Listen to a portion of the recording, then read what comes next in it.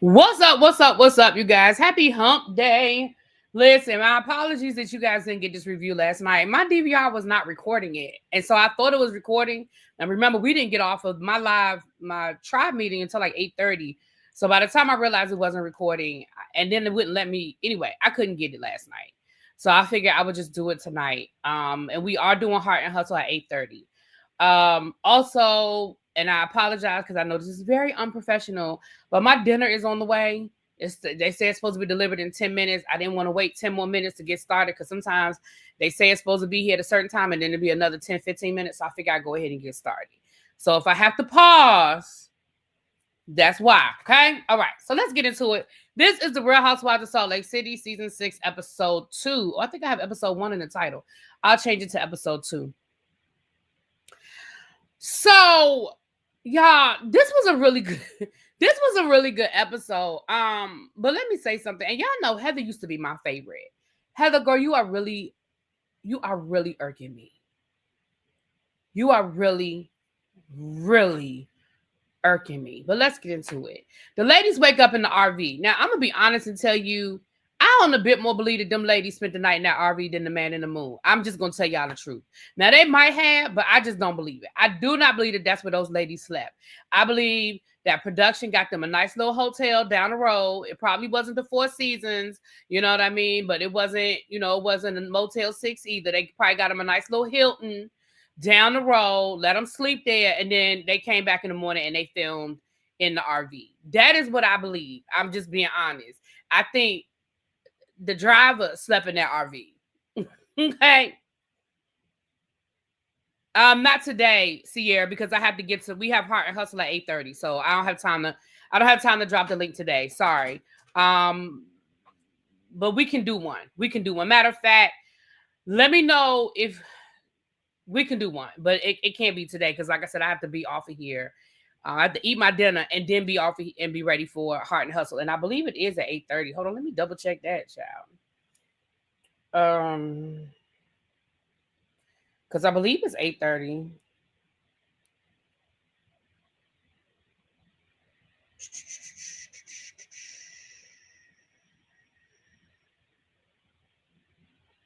Let me make sure. Hold on. Josiah.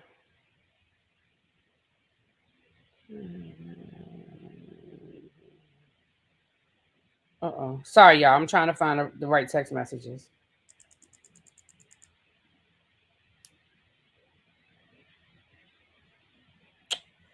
All right. Anyway, I'll keep going while I try to find the right text message because why does this keep popping up?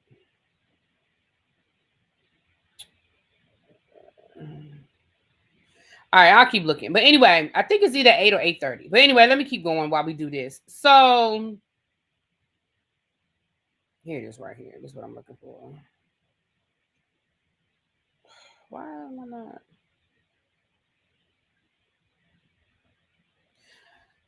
Hold on, y'all. What time tonight? Because I sure can't find it. All right, sorry about that. So anyway, that's what I believe. I do not believe those women slept in that damn RV, but neither here nor there. Right, the driver slept in that RV, and them ladies went because first of all, they weren't doing enough complaining for me. I'm sorry, they just weren't. And when I say complaining, like again, for people like me, I've done camping. I told you guys all my life or whatever. But they just weren't complaining enough about all the things that they couldn't do by spending the night in that RV, drunk and all that other kind of stuff, having to get up and go to the bathroom and climb over top of each other. And they just wasn't doing enough complaining. I didn't hear not one person complain about not taking a shower. I saw them make an issue about going down to the river to brush their teeth. Their bathrooms inside of the RV with running water. You didn't have to go down to the river to brush your teeth. You could have just gone into the bathroom and brushed your teeth. There's a nice bathroom. Let me tell y'all something. I told y'all before that me and my family went cross country in the RV. Baby, my mama has done our hair. We've taken full baths. My mother has washed, conditioned our hair in the shower that's in the RV. We have done everything. So they just wasn't doing enough complaining for me about the basic stuff. You know what I mean? But it's cool. It was cute. It was cute, and I'm not even mad at it. Okay, I'm not even mad at the whole idea of the overnight camping trip. It was cute, but let's not be fooled. Bravo, we weren't fooled. Move. See, there go my food. I'm sorry, y'all. I know that's unprofessional. Coming. All right, hold on, y'all. I'm gonna run my commercial. All right, I'll be right back. Here I come.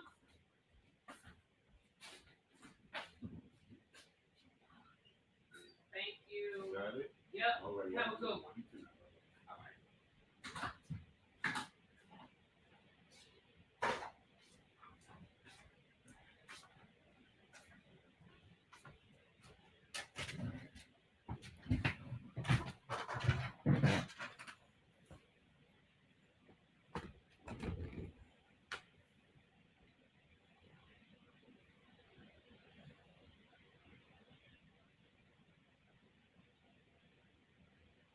All right. It didn't even take me the whole commercial. Okay. Sorry about that, you guys. So now he sounded nice. Don't look at the word. He was a little cutie, so he was a little cutie, you know. Anyway, so y'all know what? Now y'all in the chat kind of. No, they did not. The way they would have been complaining. Yeah, thank you. See, anyway. I got me some sardies. Y'all have sardies in y'all area? It's Peruvian chicken. It's so good. And I haven't had it in a very long time. But anyway. All right, let me get into this. So then the ladies are sitting around the campfire. And can I tell you, I loved this moment. The only thing I hated about this moment was Heather, but we're going to get to that in a second. I loved how these women, see, listen, and I know I've told y'all this before. You love sardies? Yeah. I know I've told y'all this before about me and my girlfriends. When we do our little girls trips, like we're going to do a Zoom call on Saturday because we just need to check in. We haven't seen each other in a couple of months, and we just need to check in. And we were like, look, we know right now we don't, it's too much going on for people to kind of do a girls weekend. So can we just do a Zoom check-in? Can we just see each other's faces?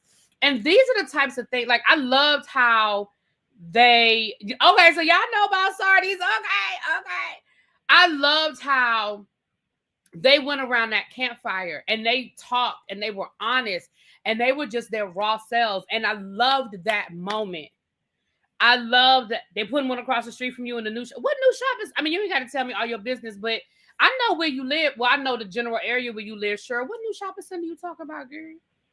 You told me, remember we don't live that far from each other. I'm trying to think of what new, because they just put one in Clinton. What new shopping center you talking about? You don't have to tell. Look, if you don't want to put your business out here, you don't have to tell me, but slide it in my DMs or something. What new shopping center? Because if it's one closer to you, that means it's about to be one closer to me.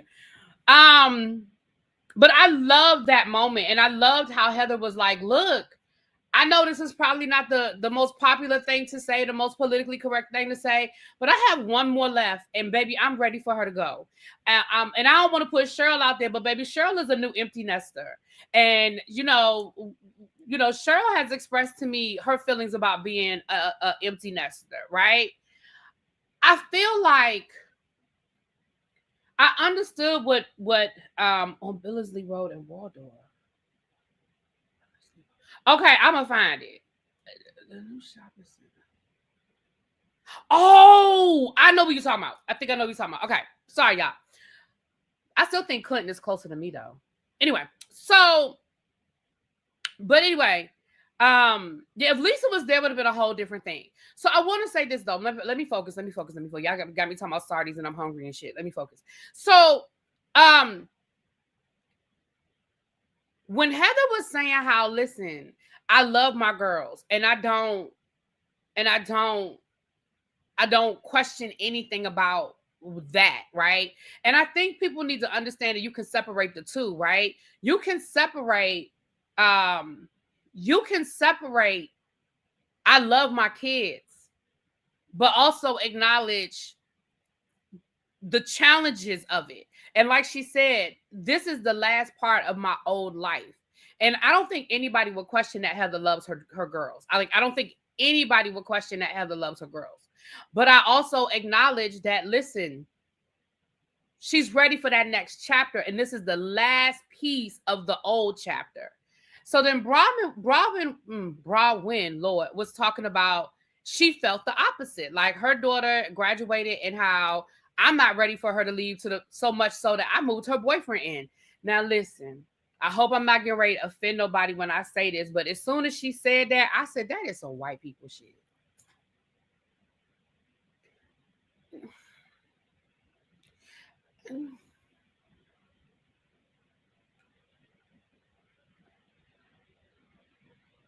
You moved your daughter's boyfriend into the house.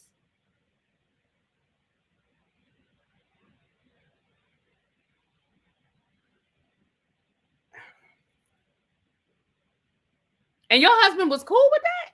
Like, I think Bronwyn and her husband are not in a good space, but neither here nor there. We'll get to that later. I noticed how we haven't seen the husband, and that'll be interesting to see if and when we'll see the husband this season. But moving right along. Exactly, Cheryl. Cheryl said, I love my son, but I want my time back. Exactly. Listen, let me tell you something. My brother was grown. When I say grown, I mean grown. I mean, my brother was in his late 30s, what was my brother? Probably in his 30s, late 30s, grown, living with his girlfriend, fiance, whatever. And my mother would not let them sleep in the same bed. I think she finally let them sleep in the same bed when they got engaged. But when they were just dating, she was like, no. And he was grown. Like, didn't even live. My brother lived in Philadelphia, grown. But neither here nor there. But I will say this. I do not feel like Bronwyn was judging Heather. I do not feel like that Bronwyn was saying anything negative unless certain things were edited out. And it did look like that scene was edited because I feel like they sat there a lot longer than what we saw, right?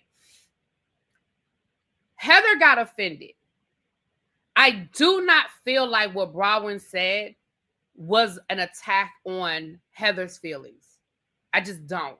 I think Heather's response is her own guilt.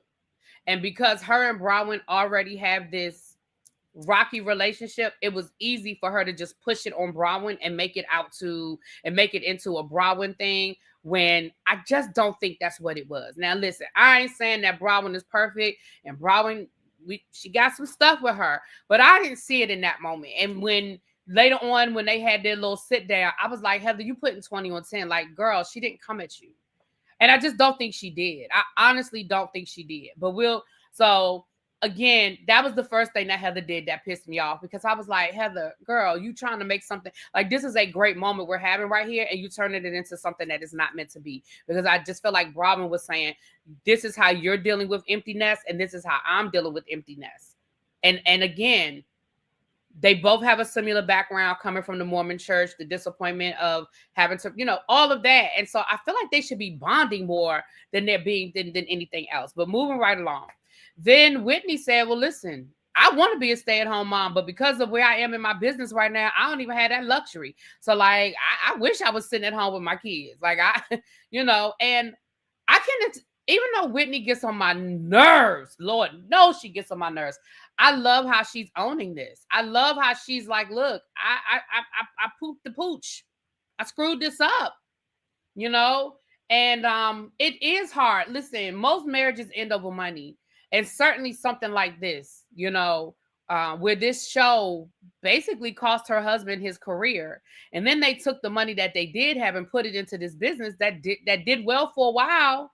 And then it just sort of went to shit. And I definitely understand that there are probably a lot of real struggles going on in that situation. And Whitney probably holds a lot of guilt.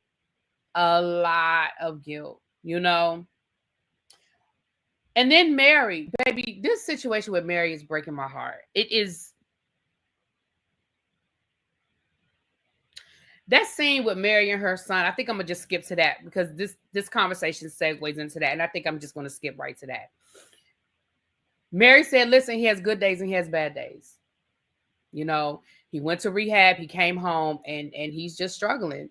And that scene where he comes in and he talks to her, I think that he's giving her the real. He's like, look, it's been really hard. He's like, I feel isolated because all of my friends are still doing the things that I don't want to, or I'm not supposed to do anymore, or I don't want to do anymore. And it's a struggle because now I'm by myself. And now I'm back in the same house, in the same room where I was getting high every day for the last however many years. And it is hard. I personally feel like Robert Jr. needs to go wherever Robert Sr. is. Now, I know that whatever is going on between Mary and her husband, Mary's doing a really good job of sidestepping that. And to be honest, at this point, I don't even think that's our main focal point. But if he's living in Vegas, I really think that when the son got out of rehab, I really feel like he should have went to Vegas. And I know some people say, well, Vegas has its own temptations. It does, but it's a different environment. I've dealt with that in my family, and you can be in a different city that has the exact same temptations, but you're not in that social group. Yes, I think he needs to find a job or go to school. Yes, all of those things, because that's the other part too. He has way too much idle time. So I think that they need to find something for him to do with this time. And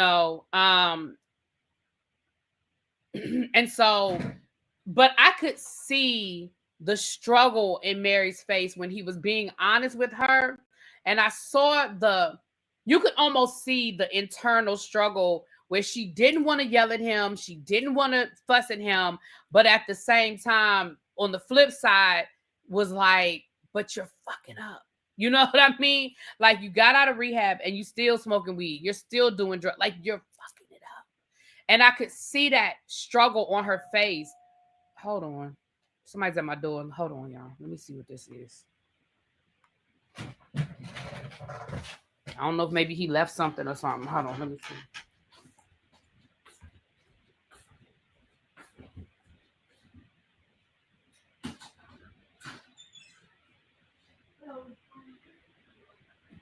Oh. Yes, ma'am.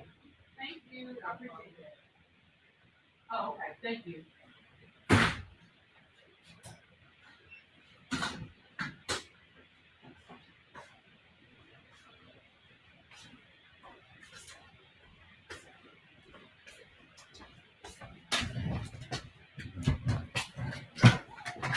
Sorry about that, y'all.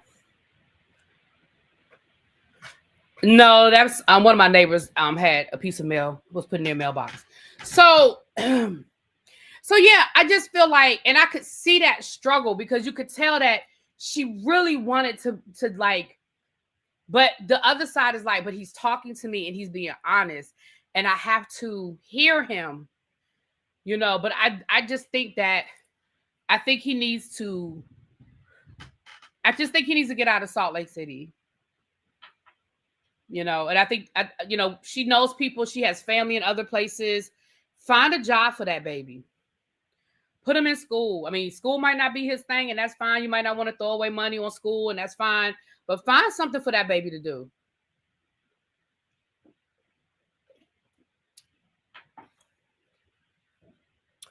So I've seen so many negative comments towards Mary filming with her son. I don't see a problem with it. The way he's describing is probably exactly why people... See, this is the thing that pisses me off about that. And I'm with you, Amanda. See, this is what I'm talking about. Y'all got to make up your mind. Do y'all want people to give us their real life? Do y'all want people to give us their real life?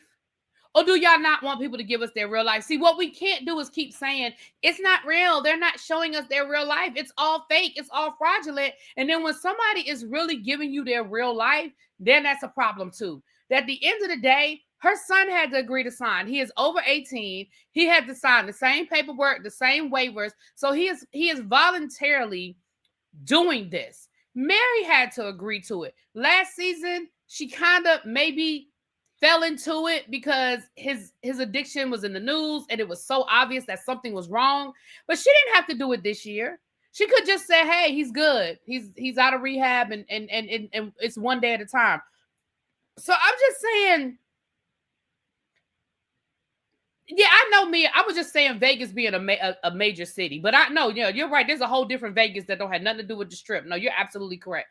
I have friends who, I've visited. I have friends who went to UNLV and they showed me, the real. You know what I mean? But it's like it pisses me off because it's like sometimes you just can't make people happy. And I understand that this might be hard for people to see, but I don't think he's being exploited. I don't think, I remember when Nene's son was getting arrested at the Walmart and Sheree brought it up and everybody got on Sheree, keep the kids out of it, keep the kids out of it. So like, what do y'all want? Do y'all want people's real life? Or do y'all want people to keep giving y'all the bullshit? Mary is, y'all know I say this all the time, it's when real life meets reality. Mary's real life met reality TV, and her son was literally in the news as they were filming. What was she supposed to do? Because had she ignored it and had she not said anything, that would have been the criticism. Now, I know that we like the Housewives for the glamour, but sometimes real life is real life. And again, the son agreed. He's over 18. The only way I could see that he was doing it under duress is if Mary said, either you're going to film or you're going to get out my house. And I don't see Mary doing that. But certainly not Bravo. If Mary had put her foot down and said, my son is not in a space to film. Think of how many other housewives' kids were going through things and we knew they were going through things and they just, Alexia. Y'all get on Alexia all the time about acting like everything is sweet with Peter. Sometimes people just can't win with y'all. And when I say y'all, I ain't talking about y'all. Okay. And I think seeing that you can have it all and still deal with the same struggles that everybody else deals with, I think that's some real shit.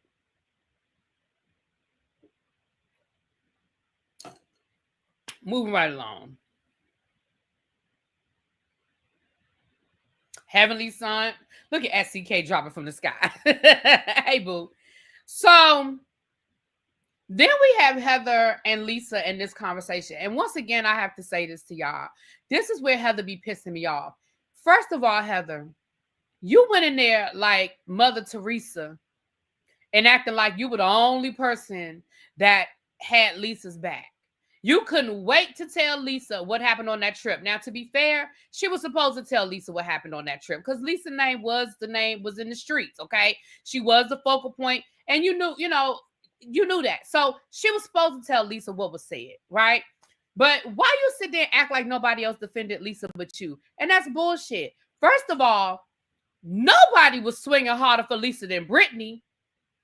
Now, Brittany was getting on our nerves how hard she was swinging for Lisa. I didn't hear you giving Brittany her props, Heather. I did not hear you giving Brittany her props. And Brittany was swinging the whole day for Lisa. Got embarrassed when Whitney threw it back in her face, got embarrassed how hard she was swinging for Lisa. Got her whole face cracked swinging for Lisa. And Meredith did defend Lisa. And at first, Heather tried to make it seem like Heather didn't. And then I guess she thought twice about it and was like, well, no, I guess I better say, well, at first she did. But then she just kind of, because at first she was like, well, Meredith was Meredith. What you mean Meredith was Meredith? Meredith was doing the same thing she did for everybody else and said, look, y'all, I think we need to let Lisa speak. Let's wait and let Lisa speak for herself. Let's wait. Now, when Meredith backed up, was when, Heather, you tried to act stupid and act like you didn't know what it was, talking about, what are you guys even talking about? Where did you see this? And that's when Meredith gave you that side eye, like, girl, stop playing. You know what it is. And that's when Meredith sort of gave you the side eye, like, girl, you're doing too much right now. But Meredith was swinging too. Don't do that. Don't do that. That wasn't, you like, Heather, you tried to make it seem like you're the only person. Like, I'm your only friend, Lisa. I'm the only person that has your back, Lisa. And that was some bullshit.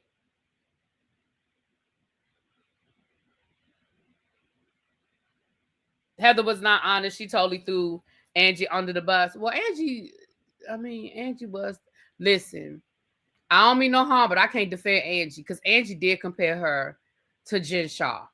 Now, we're not going to compare what Jen Shaw did to what Lisa has allegedly done. Okay, we ain't doing that. Now, I can't defend Angie.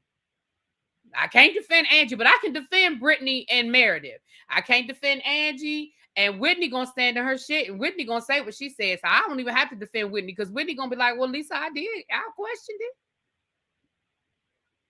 it. She like, And see, that's why Whitney don't really fuck with you now, Heather, because she was like, you don't be standing in your shit. Now Whitney was standing as much as Whitney is a shit stirrer, and I don't always like how Whitney be coming. Whitney stands in it. That's like I told y'all, she just like Ashley. Ashley stands in her shit. Now you might not always like it. She's a shit stirrer, but Ashley be like, I did say that because I wanted to know. Like I did ask that question because I wanted to know. Now, I'm going to ask y'all a question. Do y'all want me to try and pull the lawsuit? Now, I'm going to read y'all what I found online. Okay, because this next, so Lisa went on to, she got upset and she's crying and she's frustrated while they're at lunch. And Heather's sitting there. It's okay, Lisa. Lisa, it's okay to cry when you find out your friends betrayed you. Who betrayed her? Her and Bronwyn ain't friends. Meredith defended her. Brittany defended her. Her and Whitney ain't friends. Now, Angie, okay, I can give you the 50-50 on Angie. But who, girl, what are you talking about? Who betrayed Lisa? And it was in the fucking newspaper. Like, nobody went digging in Lisa's business. It was in the newspaper. Bronwyn didn't go and hire a private investigator to go and dig this shit up. It was in the paper. Girl. Okay, Mia said, put a 1 in the chat if you want me to try to pull the actual lawsuit. I'm gonna read y'all what I found online, but I kind of think I do want to read at least this last lawsuit. So let me read y'all what I found online. Okay, so first I put in Lisa Barlow lawsuit documents. So this is what AI said. I'm just reading y'all what AI said. Okay. Lisa Barlow's lawsuit documents are not publicly available, but are mentioned in news reports regarding the lawsuits against her business, Vita Tequila and Lux Marketing.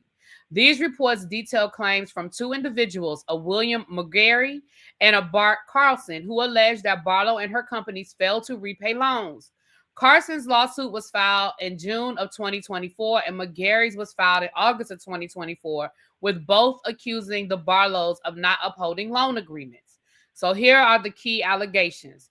In Bart Carson's lawsuit was filed in June of 2024. Carson claims that Lisa Barlow and her companies owe him over $410,000 in loans that he made over the past decade. William McGarry's lawsuit was filed in August of 2024. McGarry sued for $400,000 through his trust, alleging that John Barlow promised the loan would be used for Vita Tequila's raw materials, but it was not. The trust claims the company violated the loan contract terms by failing to repay the loan by the December 2023 deadline. McGarry's lawsuit also alleges that Vita Tequila had no need for the raw material and that this claim was a misrepresentation. So in Lisa Barlow's response, she stated that the allegations were untrue and that she always pays her bills. Now, in her motion to dismiss, Lisa Barlow's attorney filed a motion to dismiss, and this is what they said.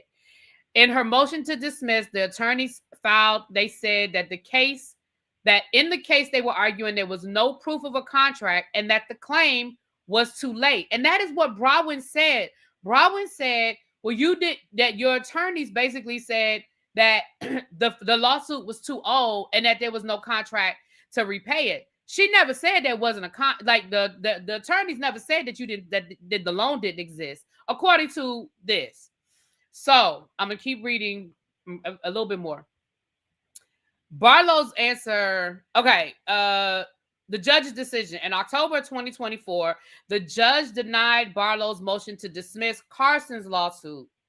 But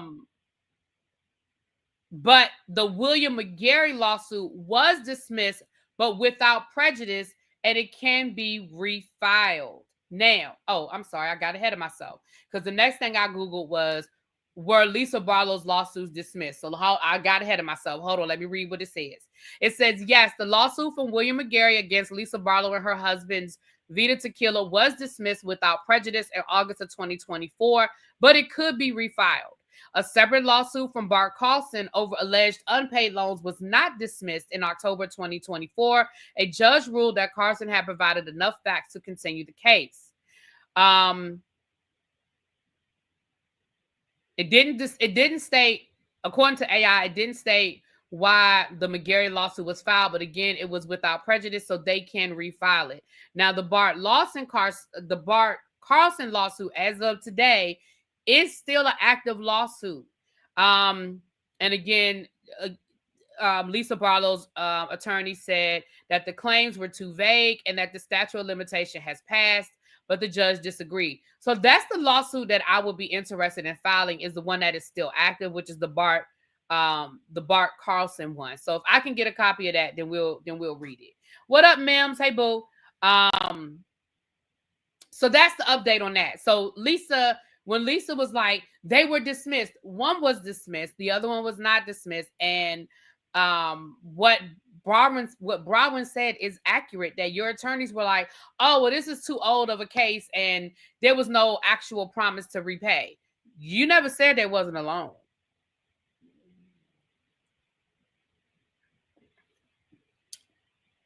Then we have a throwaway scene with Whitney Rose and Bronwyn, where they go skiing, and basically they're just talking about Lisa and, you know, what the lawsuits and stuff, child. That was a throwaway scene. It wasn't really nothing in that. Bronwyn and Heather go out to lunch to clear the air. I kind of already touched on that, where Bronwyn basically was like, Heather, look, girl, I want to be friends, okay? But I feel like we take 2 steps forward and 1 step back. Like, I wasn't coming at you sideways. I think you took what I said the wrong way. I think you're a great mom. I don't have no issue. Like, can we please be good? Can we be cool? And Heather was like, sure, for now, you know. Right, those damn technicalities, right. Yeah, I know people be playing these word games, honey. They be playing these word games, child.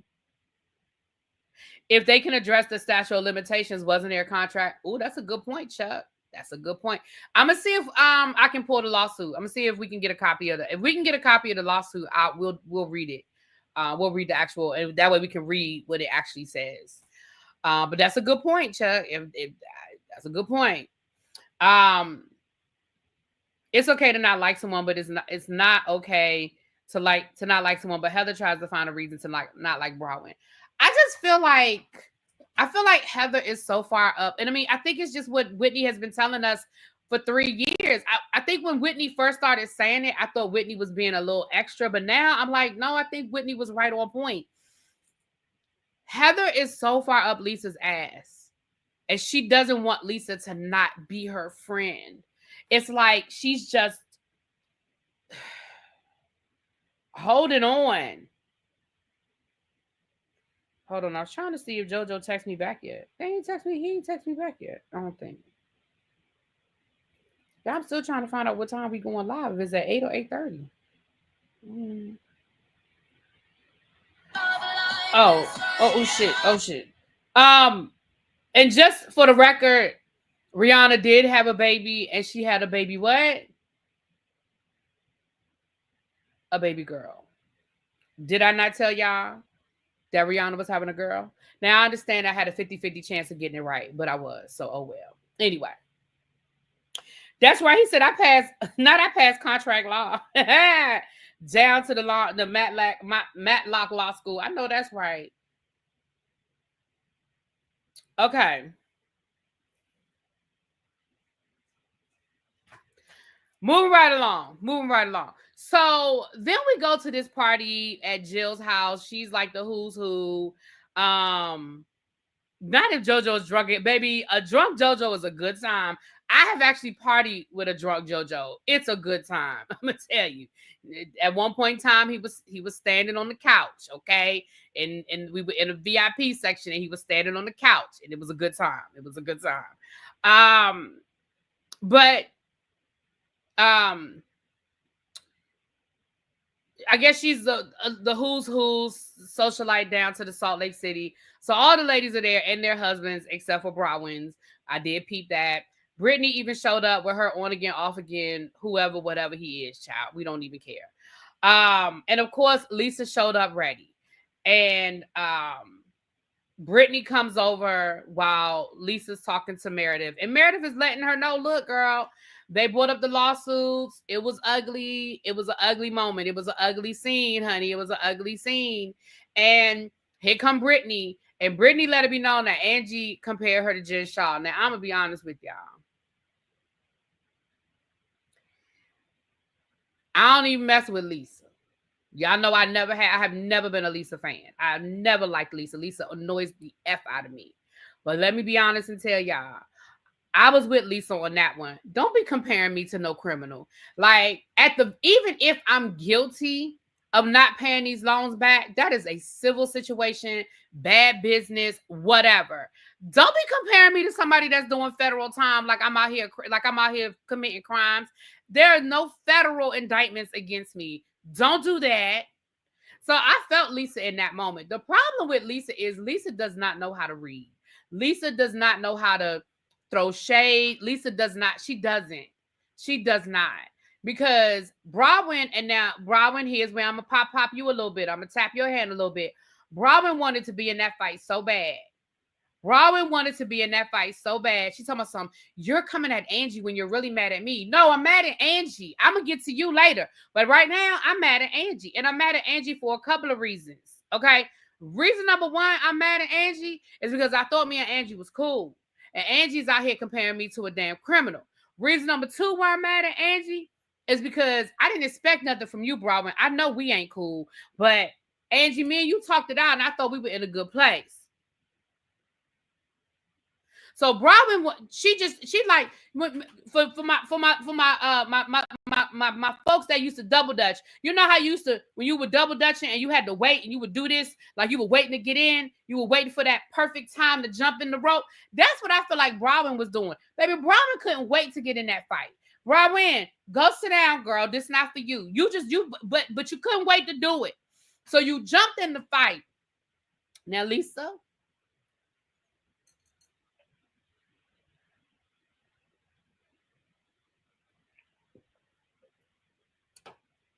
I need you to go to Reading 101. Go down to the library. It's open. Go find you some people that can help you get some good reads in.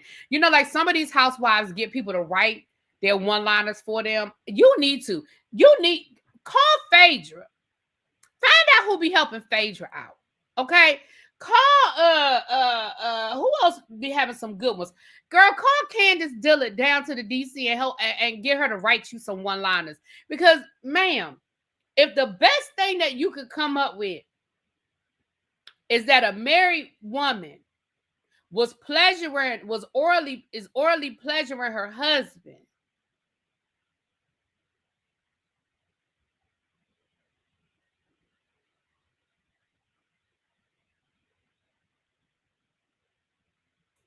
Girl, that's not a read.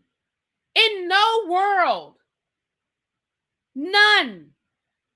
There is no read where a married woman orally pleasuring her husband is a read. Even if you're trying to connect it to the American Express bill. And if I'm trying to distract him from seeing all them Amazon packages on the front porch, and that's how I choose to distract him, let me do what I do. If that American Express bill come in a box, because it's so lengthy, and I need him to not pay attention to that box, let me do what I do. Girl, you really thought you ate. And then gout? What the fuck? How did gout get in this? I didn't even know you could have gout. Is that a thing? Maybe we need to call Robert Kennedy Jr. down to the Health and Human Services and ask him to do some research on that. Is that a thing? Can you have gout?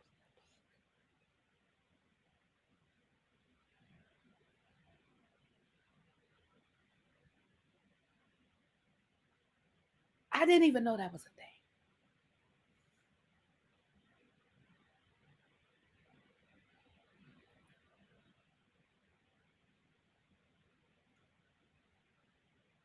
I mean, I know people who have gout, but obviously I've never asked if it's anywhere other than their legs, but I know people have gout down to their limbs.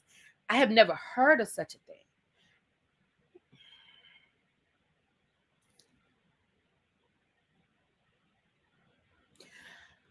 And I think once you threw that out your mouth, Lisa, nothing else you said mattered. Like everybody, even Heather had to clown you on that one. Girl, nothing else mattered after that. Once you came out your mouth with that one, there's nothing left. Girl, there's nowhere for you to go with that.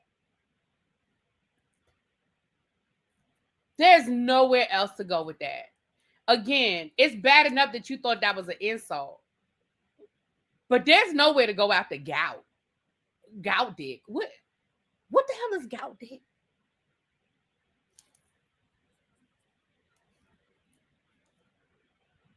Right, it was funny to clown her, but it was definitely not a good read.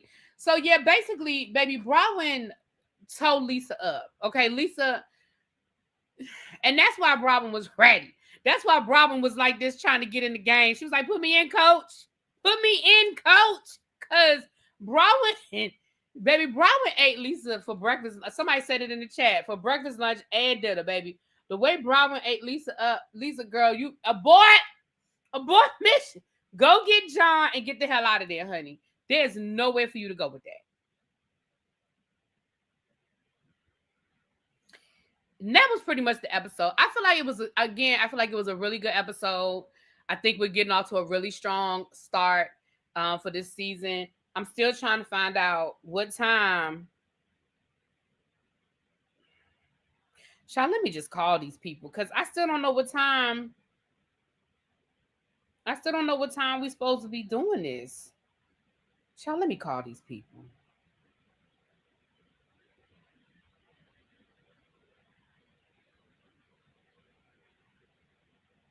So I can let y'all know what time we doing Heart and Hustle.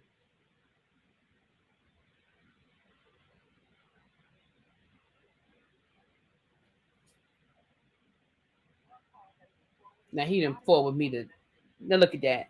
He didn't forward me to damn voicemail. Look at that shit. Hold on. Let me try to call T.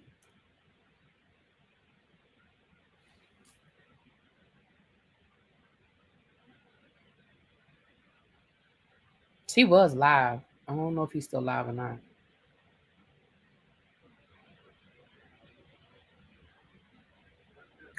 Hey, not you call me by my government name. Hey, what time are we doing Heart and Hustle? Because I'm about to get off my Salt Lake City. I want to let the people know. Did we say 8 or 8:30? JoJo. Because remember he said he was doing it on Wednesday. But he ain't sent out a link or nothing yet that I saw. He didn't send one out yet. I don't even know if he set it up. Well, I only forgot because I thought he said Wednesday. All right. Well, I just tried to call him and it went straight to voicemail. So I'll just wait and see what he say because it's almost 7:30 now. All right. Okay. All right. I will. Bye. All right. Well, as you can see, me and Terrence are both confused. So we waiting on JoJo. If JoJo comes through, I'll just put it on the community wall, you guys. If not, we'll still do it this week. It might just be tomorrow night, but we're gonna get it done. I tried to give Heather a second chance, but that ruined this episode. Yeah, it was just terrible. So Sierra, this is what I'm gonna do. If I knew what time we were going, but I'm about to eat my dinner. But if I can get a copy of the lawsuit, when I go over the lawsuit, I'll open the panel up, Sierra. Okay. So if I can get a copy of the lawsuit, and if not, then we'll do an open panel. We'll definitely do an open panel, but if I can get the lawsuit, that's when we'll do it. Hey, 2 Geeks, what's up, boo? Okay, you guys. All right, y'all. Let me get out of here. Let me eat my dinner. Thank y'all for being here. If we doing Heart and Hustle, we'll be back. If not, I'll probably just see y'all tomorrow. Okay. Bye. Peace.